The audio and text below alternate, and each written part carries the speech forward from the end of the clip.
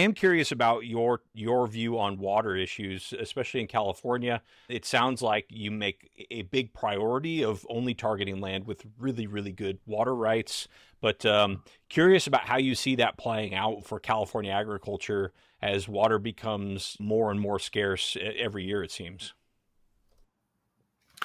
I think water issues affect all of the regions. I think that west of the Mississippi, where you have water as being private property rights, it has a very distinct kind of opportunity set around it, kind of threats and opportunity set around it, because you do have strong regulation around water, and you do have changes both in rainfall and in increased consumption.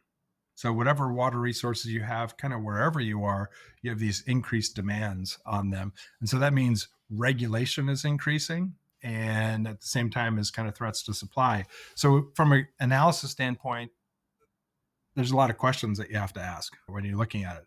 But there's some real, in our view, opportunities of buying the senior water rights, for example, in California, which are senior to the state of California, kind of what are called pre-1914 water rights there. And the date is different in other states. But you really have to look for both long-term physical access to the water as well as that legal ownership on the water.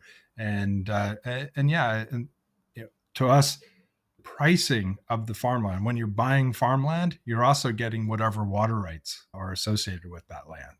And for us, there's really great opportunities. There's the pricing for land with great water rights really, in our view, doesn't reflect the value of the water. And we value, when we're buying farmland, we actually value the dirt and the water independently.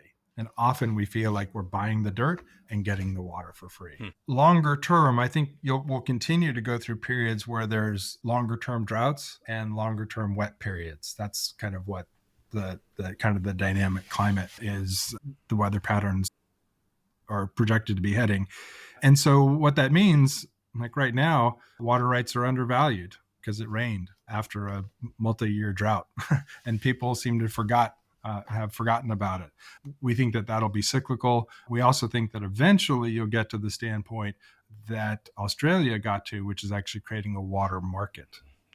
And where water, maybe water going to alfalfa isn't as profitable as water going to a city, right?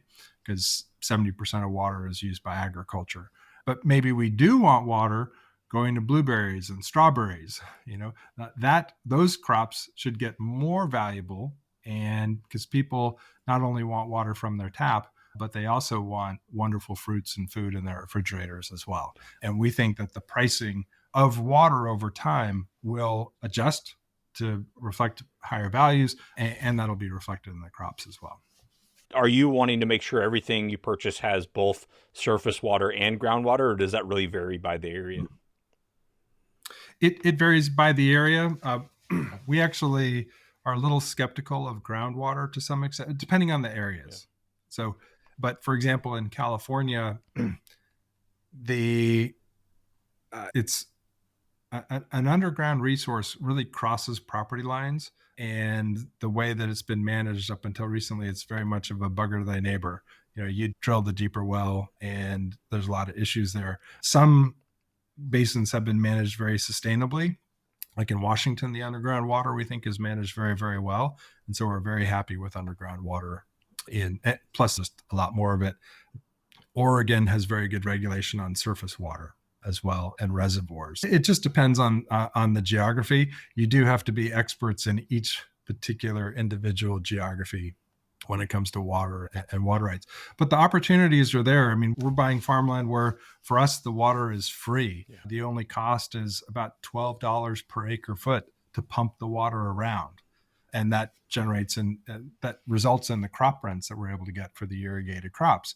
But a city will spend $1,500 per acre foot of water on there. And that'll provide water for about 2 households for a year. Well, $12 cost plus rent of $300 or $750 an acre, or selling it to a city for $1,500 per acre foot worth of water. That's a good trade. Oh, and by the way, we have 3 acre feet per 3 acre feet worth of water. It takes 3 acre feet worth of water to grow one crop like corn each year. So each acre has 3 to 4 acre feet worth of water. And so that's the opportunity of selling that potentially to the city once there's a water market. I don't think cities need to worry about droughts and running dry. I think that there is a lot of water. I think that the opportunity is around creating that water market, that water bank, and creating a better market. That will, though, result in a big adjustment of farmland values once that's formalized. Right.